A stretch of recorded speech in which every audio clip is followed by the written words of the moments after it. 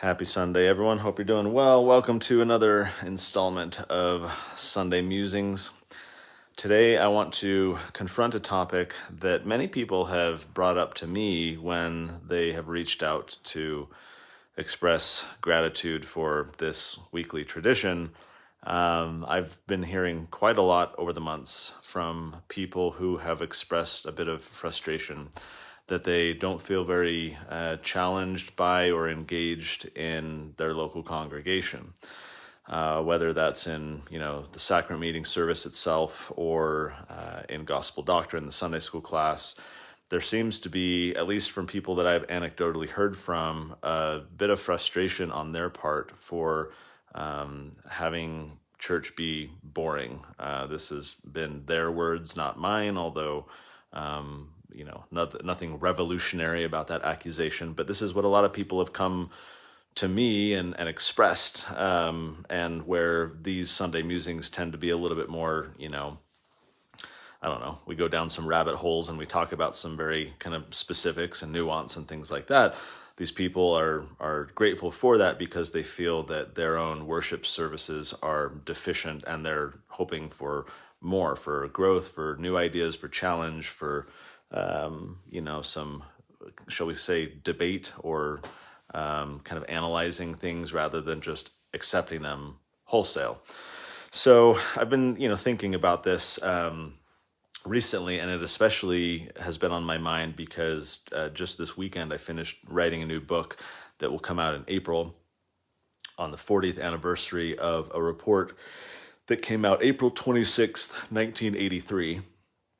Ronald Reagan's Department of Education at that time commissioned a group to go around the country and look at how the state of American schools were doing, curriculum and the system and teachers and all the rest. So they spent a year and a half. They did all these listening tours and focus groups and whatnot. They went to kind of gather insights, and then they produced a report 40 years ago. And that report was called A Nation at Risk. And among other things, they warned that they said that there was a rising tide of mediocrity that threatened the educational foundations of America. And that if a foreign government had attempted to impose on America the very mediocre educational performance that now exists today, or rather back in 1983, that we might well have viewed it as an act of war. As it stands, they said, we have allowed this to happen to ourselves. So that was the kind of concise summary of the overall report, was that there's this rising tide of mediocrity. Americans, the education system, very poor. So anyways, some of you on Facebook have seen me post in past month or two that I'm working on a book with Corey DeAngelis. And so just wrapped up the draft this weekend, and that'll come out in a few months. So this topic has been on my mind, the rising tide of mediocrity. Now, while this particular book has been in the context of U.S. public schools, what's been kind of an undercurrent in my mind is the application of this same idea to our church, to us, right? Whether we fall prey to the same problems that are happening in the school system, and whether we are also subject to the same kind of degraded, mediocre quality of education. Are we settling? Have things been dumbed down? One of the fun things with this research that I was doing for the book was to go and do some exploration of these 8th grade tests from, over a century ago, because back in the day, everyone's out on the farm, and so a lot of people would quit after 8th grade and not go to high school, which wasn't compulsory in a lot of places. And so there was this kind of widespread saying or whatever that, or a familiar term that, oh, he only has an 8th grade education. Oh, she only had an 8th grade education, right? And that was fairly common. And yet you look at the 8th grade tests that were being done back then, and they're fairly robust. I think most adults would fail at these exams. I mean, almost all adults, I think, would fail. And so that brings us to this idea or allegation that at least in the U.S. government education system, things have been dumbed down. So I've been wondering, does this apply to our church as well. And so I've been kind of reflecting on that. What does mediocrity look like in the church? Intellectual, theological mediocrity. And, the term itself doesn't appear in the scriptures, the word mediocre, but there's, I think perhaps the most related scriptural concept is being a slothful servant. Like not, it's like the foolish virgins, basically going through the motions, but there's no depth of commitment there. And so all throughout the scriptures, slothful servants are condemned. This says the judgments of God are going to come upon them, that we're going to be damned if we are slothful. We're not counted as worthy. So slothful, if you look it up in the 1828 Webster's Dictionary, it means inactive, sluggish, lazy, indolent. I would say mediocre, right? You're maybe going through some motions, but you're not there's no depth, there's no substance. I've shared before on this podcast that I have a lot of people in my social circles that have left the church. Interestingly, there have been a number of people who have come back to or stayed in the church because of what I've shared here, which is fairly interesting for me to ponder as well. But I know a lot of people who have struggled with, some aspect of church history or some faith claim or, left for any number of other reasons. And they're very varied. Some people, I think, just latch onto a particular hobby issue, or they're just, looking for an excuse to get out because they want a different lifestyle, or obviously there's a lot of reasons. And so I've had a lot of conversations over the years with people, particularly those who leave the church because of some claim regarding church history, something they read in something like the CES letter, or came upon a claim on the internet or social media, and that was enough to so-called break their shelf, and they left the church over that.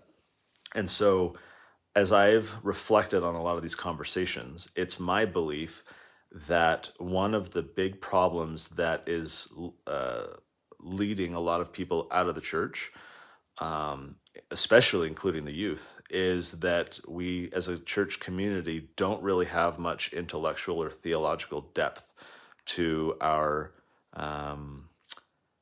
conversations, to our classes, to our discussions, to our talks. You've been in the same sacrament meetings I have. It seems like there's almost a formula when people are giving talks, and they start by introducing themselves and their family, and then they tell us how much they don't like speaking and how they tried to get out of it when they were asked by the counselor, and then they introduce the topic, and then they give the dictionary definition. Maybe they share a personal story. They share some quotes from the first presidency or some apostles. And then they, bear their testimony and they end. This very kind of formulaic, superficial approach. The worst thing I think that we've done in this regard as a church is to assign people to give talks and teach classes based on other talks. I think that's one of the most destructive things for gospel scholarship. Because the result that I've seen in a variety of different wards is intellectual mediocrity, theological mediocrity. The teachers, the speakers rehash someone else's talk, don't invest themselves in their own personal research, don't share their own deep struggles and wrestling with ideas and their own personal observations. They don't challenge themselves to go deep into material and research from a variety of places, because they just, regurgitate a bunch of stuff that's already been said by someone else, and then weave in a couple other observations and stories, and then they're done. And then the worst classes are when the teacher just will sit there and read verbatim chunks of the other person's talk. Now, I don't think that was the intent or the hope when the church decided to follow this new pattern for classes and talks. I don't know when this was decided, or if it's just become part of our church culture and it wasn't like the first presidency saying, here's how we're going to do it from now on. It's just become this like cultural practice that is spread like wildfire. So I don't know the source of it, but I do know the effect. And, the effect, even though that wasn't maybe the intent, is that I see a lot of intellectual laziness. It feels in a lot of cases like the scriptures, even with Come Follow Me to a large degree, the scriptures are being treated like a collection of doctrinal nuggets or wise sayings rather than literature, rather than stories, rather than immersive experiences from which we can draw lessons for our day, right? Instead, it's a proof text. It's like, oh, pick this verse from here and this verse from here, and let's talk about it. And so there's no depth, right? We remain at a superficial level. And I'm not going to totally bash that approach because I think it can have its place. It should, frankly, have its place. But I think it's created a problem where you have this, like with the public schools, you have this one-size-fits-all curriculum from the top down, imposed, quote unquote, upon everybody. And it's not individualized. And so you have this dynamic, like in your average public school class, where the underachievers are struggling to keep up and the overachievers are bored out of their mind because the teacher is teaching to the middle. I mean, that's like the common problem in the government schools, is that you mash all these people together with a variety of abilities, and you don't really have the resources or the time or the support or the energy to diversify and individualize education. So you homogenize everyone into one class and you teach to the average, but the average keeps declining over time, becoming more and more mediocre as we dumb down the system. But you perpetually have these underachievers who are struggling and these overachievers who are bored out of their minds. I think much the same can be said for our church classes. I mean, our ward for a long time has not had a gospel principles class. In the past, gospel principles was meant, and maybe still is, I don't even know if the church has like retired it as a class. I don't know why it just poof went away, but that's meant to focus more on the basics for certainly new members of the church. So probably that's the reason why, we're not really having many baptisms and new, conversions and what member of the church who's been in it all their life wants to look to their peers like they're an ignoramus on, gospel principles and therefore attend such a class. Like it's this perception problem where they don't want to like look like they're at that milk level. And so everyone gets lumped into gospel doctrine. And so then you have these Sunday school classes where, again, the teacher has a variety of people in there. And the people who want more, who want a little bit more meat, who have been members all their lives, who have heard this same lesson 43 ways, let's talk about this with more depth. Let's peel back some of the layers and focus on like the underlying principles or the deeper application, or, let's seek for more understanding. And yet you can't in a class where you've got these people who should be in a gospel principles type class, who don't have a very deep understanding, who aren't reading their scriptures on their own time, who aren't seeking intellectual rigor and depth and aren't studying these things. They should be in another class. But they're not. And so you create this system where things get kind of boring and people just share some feel-good examples and personal anecdotes, and we kind of rush through a ton of information in a very limited amount of time. And so for all these reasons, we don't get much depth. Now you might say, well, that's not the purpose of a church class. You're supposed to do that on your own. And that's, I think, the problem, is that I would say the overwhelming majority of members of the church, probably 95+%, are not on their own seeking, studying gospel principles and the scriptures in depth. And I'm talking like, Neil A. Maxwell, Hugh Nibley kind of, depth, broadening scholarship and understanding history and philosophy and as context for better appreciating and understanding the intricacies, of the gospel. And so these people I know who leave the church over some claimed doctrinal issue or historical thing, a lot of times, not every time, but a lot of times my mind goes to, this reaction that well, it probably didn't have much depth to their testimony to begin with, because most people don't. They're at the primary level and they just have this superficial kind of understanding. They never went and read, deeper, interesting books and read from other thinkers and challenged themselves. And, look, I know not everyone's going to be an intellectual. I'm not saying that we need, uniformity on that basis. But I worry that when you don't have a culture that appreciates that, when you don't have more people doing it, when you don't have people aspiring for that, then we dumb things down. Then we get mediocrity in the church. I talked earlier that, we have this idea of being a slothful servant, a slothful saint.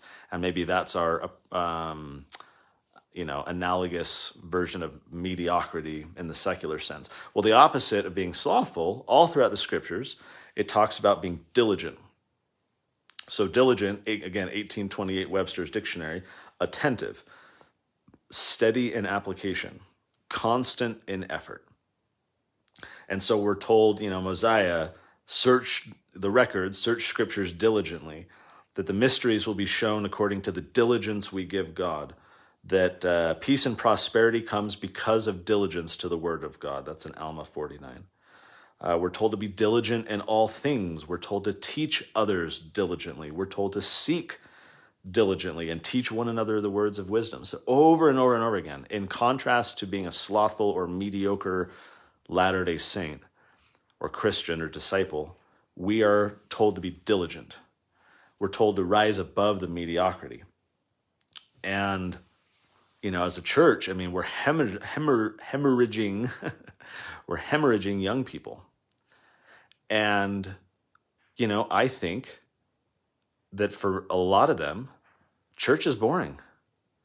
It's superficial level stuff. It's not engaging. We're not giving talks and teaching classes in an engaging way. I'm in the teachers' quorum. Taught a lesson today on For the Strength of Youth. And always when I'm talking to them, I am trying to make this intellectually engaging, challenge them, tie it into current events, give real application to their lives today, focus on the scriptures, share historical insights and other things that can help them appreciate how big the gospel is, how deep we can go. And I just feel like these kids have been deprived of stuff like this for so long. They've just been spoon-fed primary answers, and a lot of them are not getting it. One of the interesting things in doing the Tuttle Twins that we've discovered over the years is over and over again, we would get parents who'd be like, oh my gosh, my kids love your books. I'd be like, okay, yay, thanks. And they'd be like, no, but really, my kids hate reading, or they don't like to read, or is dyslexic or whatever, but they love your books. And over again, parents would keep reaching out, talking about this, this outsized reaction that for some reason their kids were really latching onto our books in contrast to others. So after a lot of, surveys and asking and interviewing parents, it all boiled down to this simple answer. Kids like to be challenged. Our Tuttle Twins books are intellectually engaging. For every kid wants to be an older kid. Every older kid wants to be an adult, but they're fed a bunch of fluff, right? They're met with intellectual, stuff at their level, and they're not presented more challenging material. They're not spoken to in, bigger, interesting ways that encourage them to strive for more, that engage their curiosity. And so no wonder that they're mired in mediocrity, because we're treating them, at their very level. And I think a lot of times in church we do the same thing. And even for us adults, right? It's milk. Here's more milk. Here's more milk. Here's the primary answers. Here's the simple stuff. And look, the simple stuff is important. The primary answers are what they are for a reason. But if we can't go beyond them, if we can't go deeper than them while keeping them in focus, because, prayer and reading scriptures and all the things are always important. But if we're always floating there at the surface, we are missing so much richness and depth that can bring us joy and help us help other people. I can't tell you how many conversations I've had where I can help people with their faith crisis because I was able to meet them at a level that they felt suddenly pulled down into, that their whole life they had, never really confronted this issue or heard of this thing, and suddenly they read something on the internet. Well, if we can't engage people like that with intellectual depth or with some level of, understanding, then they're going to be alone and they're going to, drown in the rising tide of mediocrity. And so I think there has to be this component, this culture of I don't know, intellectual depth. And I think in a lot of cases it's missing. I mean, we all know this quote, those who don't learn from the past are condemned to repeat it. I think that's true of nothing more than the Book of Mormon and the scriptures. We're told, in fact, that we're under condemnation still today because we've treated lightly the things that we've received, namely the new and everlasting covenant, the Book of Mormon. God has given us this warning manual saying, heads up, this is what's happening in your day. Here's what you need to do about it. We as a church community completely gloss over the warnings. We don't pay them any attention. Our lesson manuals are almost entirely silent about the warnings, for which, again, I've talked before about how this is the secondary purpose of the Book of Mormon. And as a church, we almost entirely ignore it. And therefore, we don't learn from the past. We learn about the past, right? Just as in public schools, kids are taught about all kinds of, say, American history type things. This person wrote a letter to this person. On this date, this battle happened. This person traveled from here, right? And they ate food like this, and they wore these color uniforms. And, these people defeated these people in battle. So we learn about history, but kids in school are not being taught to learn from history. In other words, what are the lessons we can draw, the principles, the values that we can apply to our day? What can we learn from the past so as not to repeat the mistakes? And our problem today is that we are repeating the mistakes of the past because kids are not being taught to learn from it. And I think the same can be said, at least to a degree, within our church, right? That's the whole purpose of the scriptures. I mean, all throughout the Book of Mormon, the prophets, the fathers were telling their kids and their people, remember. Like, you go look up the word remember in the Book of Mormon, it's everywhere, always and forever. It's remember what God has done for our people. Remember what God did to the children of Israel. Remember what God did to our father Lehi. Remember, with the intent that you learn from the past. You draw lessons from it. That's the whole point of history. And no one told me that as a kid, right? It was all just, you got to learn all these things and they'll be on the test. And I hated history growing up because it was without context. It was content instead of context. But the whole point of history is to inform us to live better lives today. The whole point of history is to learn from the past to create a better future. And that's certainly true of the scriptures. But are we treating them that way in the church, in our families? Are we learning from them with an intent to apply it to our lives? Not just be nice to people and forgive and say your prayers and have faith. Yes, all those things are important. And I shouldn't even, say it with such a silly, voice, because they're legitimately important. But they're not all. And if we remain content with the milk, we never get to the meat. And God wants to reveal to us the mysteries of the kingdom. I did the musing months and months ago about the whole sealed portion of the Book of Mormon. I mean, there's such greater knowledge out there for us. And God wants to give it to us. He said as much, and yet we're dumbed down and mediocre. We're slothful. We're not taking advantage of the things that we've been given. There's just not much scriptural literacy in the church. Again, everyone's cherry picking. We focus on a topic and we're okay, what are a few verses that can support the topic, rather than let's really engage with the story and the text and really focus on this.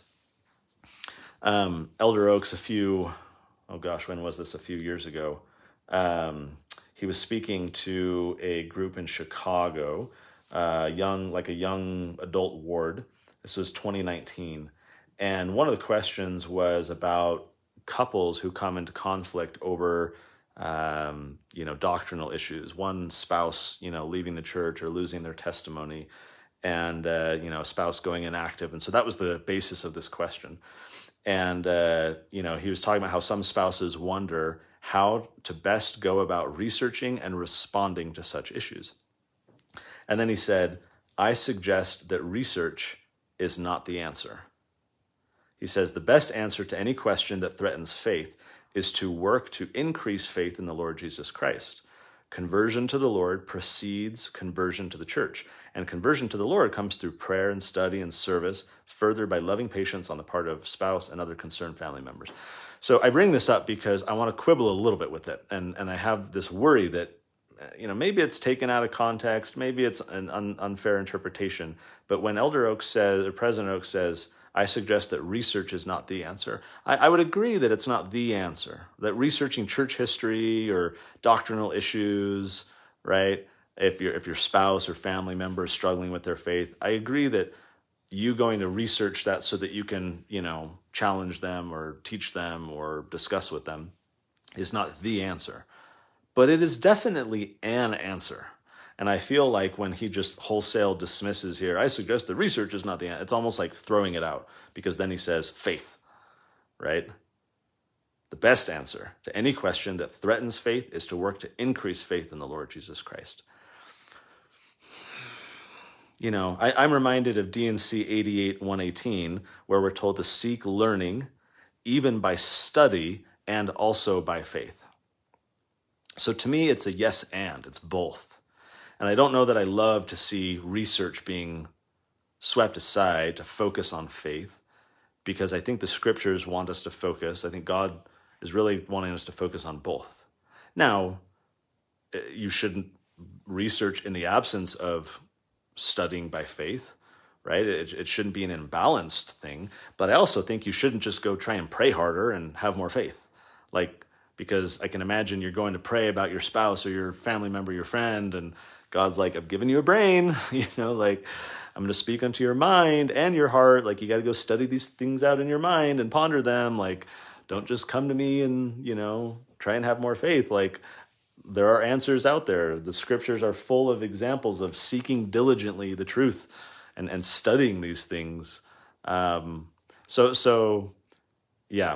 that's my quibble with this, is that there are a lot of people struggling. There are a lot of people who are encountering information they've never heard before. There are a lot of people reading garbage like the CES letter and other things that purport to authoritatively dismantle, the doctrine of the church and point out all these flaws. And there are, most of them that I've encountered, and I've read all of them. I remember my mom growing up, never read the anti-stuff, and but I take it head on, and I've read everything. And at this point, all of the arguments are all recycled, right? No one's really coming up with new. All the CES letter was, for example, was a repackaging of existing stuff that the Tanners and others have been saying for years. So, but a lot of people who encounter this have never done so before, and they grew up in a church that kind of sheltered them from these, intellectual observations or criticisms or nuanced things that require, the spirit of discernment or a little bit of context. And so having been sheltered from these things, they go and they find it, and all of a sudden it's like, oh my gosh, maybe I've been lied to all my life, oh my gosh, Joseph Smith translated by looking at a stone in the hat, years ago, when that all of a sudden became a thing. It's like, hello, yes, fine, there've been some paintings in church manuals and things, and haven't really been openly talking about it, but it's true. And if you'd actually go read, some history and some scholarship, you'd actually already have known that. But because you're relying on this top-down authority to basically teach you everything, it's like kids coming out of public school. They're ignoramuses. They've gone through a decade plus of schooling and daily and homework and tests and everything else, and yet they come out and they're largely idiots. Because they're not being taught very much. They're not being taught context. They're not being taught things that apply to their lives. Their minds are just full of this narrowly packaged, top-down, centralized curriculum, and they come out ill-equipped for life. And that's the fear, is that, in the church, we have some aspect of that going on as well, where we have this very correlated curriculum that has led to people focusing on not attaining the depth that they really need, not really getting to the level that we would want as members of the church. And so that's the issue. And I think it's interesting. There's this whole background behind correlation and when it happened in the church and why it happened in the church. This idea that before a long time ago, there were a lot of people who were, there was a lot of independence in church curriculum, and there were a lot of these programs that were being set up in the church that people on their own initiative were doing. And there was a lot of concern, especially by someone like Harold B. Lee, who wanted to make sure that we had kind of this even standard. And that's now a point of pride for people when they travel, right? Oh, you can go to any church in the whole world, LDS church, and it'll be the same, right? And that's pointed to as a source of pride. Well, that's all because of correlation, to get everyone singing from the same hymn book. So this is from the church's manual, talking about the kind of modern church history. And so just briefly, it says that a thorough correlation effort began in 1960 when the first presidency directed Elder Harold B. Lee of the Quorum of the 12 Apostles to conduct an exhaustive, prayerful study and consideration of all programs and curriculum in the light of the church's ultimate objectives, so that the church might reap the maximum harvest from the devotion of faith, intelligence, skill, and knowledge of our various auxiliary organizations and priesthood committees. And the concern was church population was exploding, a lot of missionary work, a lot of babies. The church's membership, I think, had just reached 2 million. They're increasingly worldwide. And so over the organic development of the church, all these different programs and the youth and the Relief Society, which were never really initiated by the first presidency, it was just like, hey, we're going to do this. And there was kind of a pat on the head and a blessing. But then these programs started growing, and they each had independence. The youth programs had their own funding and budgets, and they felt completely independent from the Quorum of the 12 Apostles. And so a lot of this was the church leaders wanting to assert their dominance over all these auxiliary programs that felt kind of independent. It's fascinating to read, for example, in David O. McKay and the Rise of Modern Mormonism, where you see a lot of this playing out. And there's this jockeying for power where these leaders of these different auxiliary organizations wanted to retain their autonomy, but Harold B. Lee and others wanted to, bring them to heel under priesthood control. And so that was the effect of correlation. Nope, you can't have your own manuals. You can't have your own independent productions and publications. We've got to bring you under priesthood correlation. You're going to have, an apostle over you. And that was a bit of a source of conflict and debate. Even within the Quorum of the 12, there wasn't unanimous opinion. But Harold B. Lee was really insistent over doing this. And so one of the effects, of course, with correlation, with this standardization of curriculum, is that it becomes vanilla. It becomes the same thing you get everywhere else. You're not really adapting it to local kind of experience or culture. You're not individualizing it to people's particular needs. You go to one gospel doctrine or elders quorum lesson, and it's the same everywhere else. And while that definitely has its pluses in a worldwide church, when you get these large centralized institutions, there's also downsides, right? And that is for the individuals with various abilities and interests, who are all treated the same, who all sit in the same class and are getting the same material. And you simply can't teach wildly diverse people at the same level and expect them all to benefit equally. So it's efficient to have one class and just okay, hey, wherever you are at in your church understanding, we're all just going to sit in this class together. That's efficient, but it's not as productive as we might like. I mean, frankly, there should probably be 3 gospel doctrine type classes, beginner, intermediate and advanced or something, right? Or at least a serious approach to gospel principles and gospel doctrine with some type of threshold or expectation, right? That, hey, in gospel doctrine, we're really going to try and go deeper and really, try and go after the meat of the gospel. But if you're not, scripturally literate, if you're not super comfortable with all these people and doctrines and things, no sweat, go to gospel principles and you're going to have, a great time there, and we'll really work with you to get you to understand this stuff. And then we perhaps have to destigmatize that so people don't feel embarrassed that they've been in the church their entire lives and they go, get stuck in a gospel principles class. But I think we're holding back a lot of people. I hear from them who are bored. They're not intellectually stimulated. They're not theologically stimulated. I mean, we as a church, we've abandoned like 80% of our, early doctrines. And sure, you can talk about, blacks in the priesthood and polygamy. I'm not talking about the, typical controversial ones. But like you go read what Joseph Smith was teaching about, and there's so much we don't even talk about anymore. And so do we believe it? Have we just kind of dismissed it? Imagine an elders quorum or gospel doctrine lesson where we just spend the entire time talking about the King Follett sermon. Like that would be awesome, right? It's almost like we need like a modern equivalent of the School of the Prophets, where they went deep. They're really trying to understand this stuff. Decades ago, the church actually attacked such efforts. People were admonished not to hold their own discussion groups at home out of this perception that these discussion groups were apostatizing because they were seeking deeper things and then going off the deep end. And no doubt some of them were, but to completely, attack or dissuade members from, having these kind of more intimate, focused discussions, I think is problematic, because if people aren't getting in the church the challenge and the stimulation they need, why not have these little groups of people who can connect and go deeper together? I think that era is past. I don't really think the church emphasizes that anymore. I think I don't know that they're okay with it, but I don't think that they're going after people who are doing it like they were decades ago. But where else are members of the church going to go to connect? So maybe it's podcasts, and it's certain YouTubers, and it's maybe online forums, connecting with people over Zoom who are at your level, and you just find one another and support one another. And I know about some of these efforts. They're just kind of organic and spontaneous because there's a lot of people out there who are bored at church.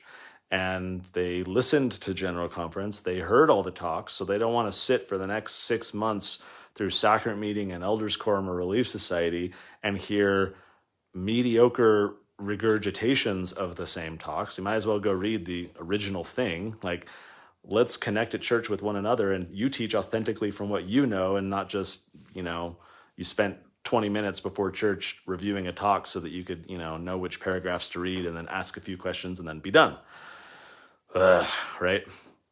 I admittedly struggled as a gospel doctrine teacher. I've taught a lot of gospel doctrine classes, and it is a struggle because my default is to go deep. I want to challenge people. I want to challenge their assumptions. I want to make them a little uncomfortable and shake up the traditions of the fathers and, really pick something apart and talk about its interpretation today so that we can learn from the past. And so oftentimes I would focus more on the deeper stuff, but I know that I was making people uncomfortable.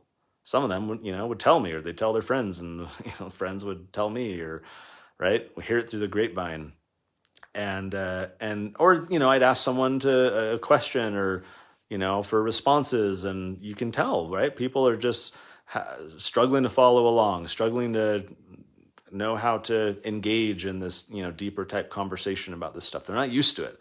Much like public school students are used to mediocrity and this superficial stuff, they're not used to the challenging stuff. But I think a lot of them want it. And I think a lot of church members want more intellectual stimulation. The biggest challenge we have is, take the Tuttle twins again, for example.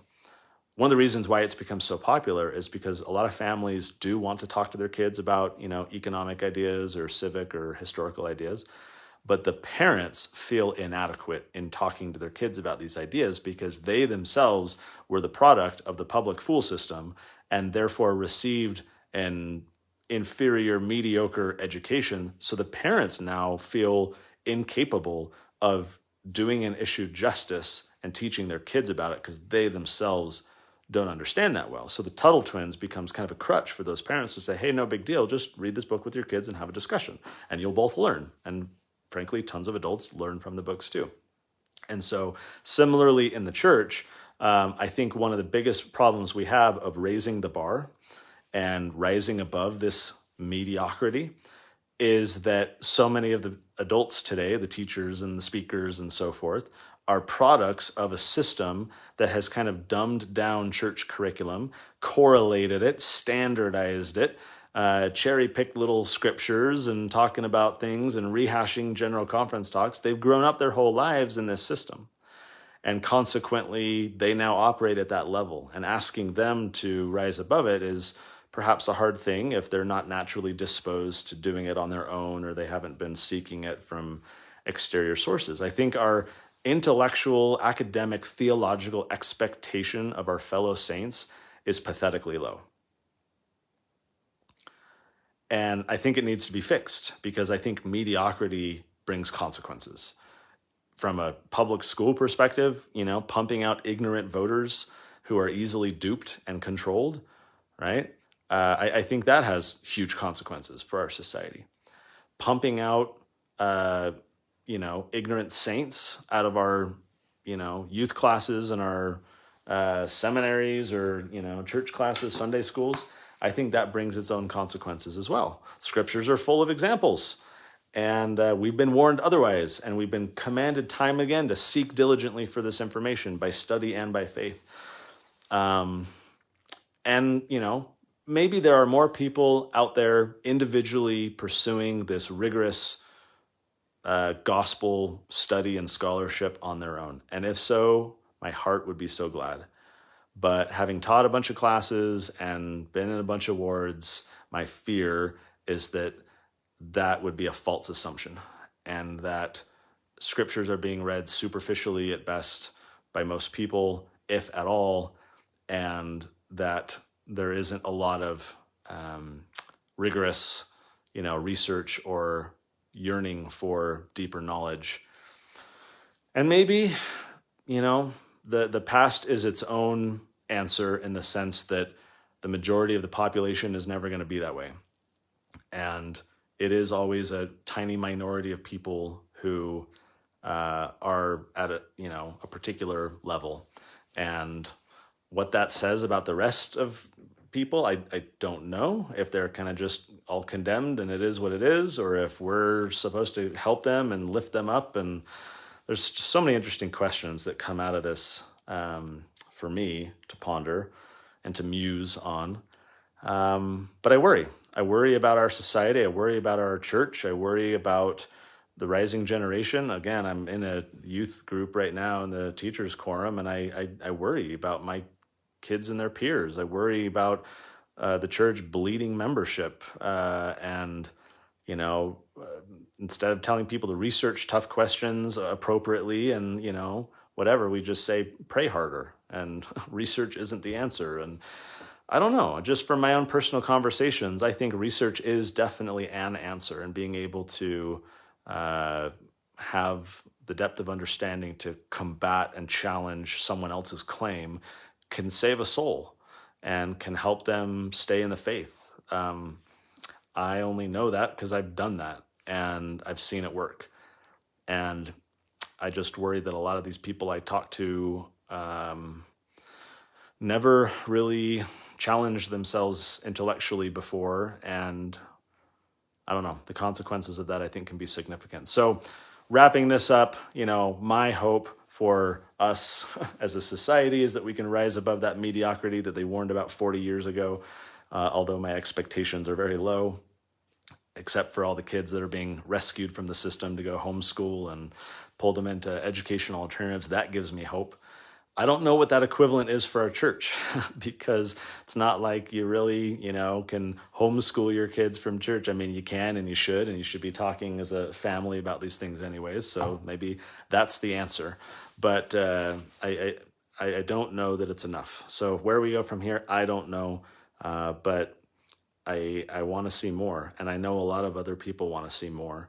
And if we keep having boring meetings and boring talks and rehashed material, I worry about the consequences. So it's an invitation as much for me as anyone, as any of you, to, really seek for deeper knowledge and its application to us today.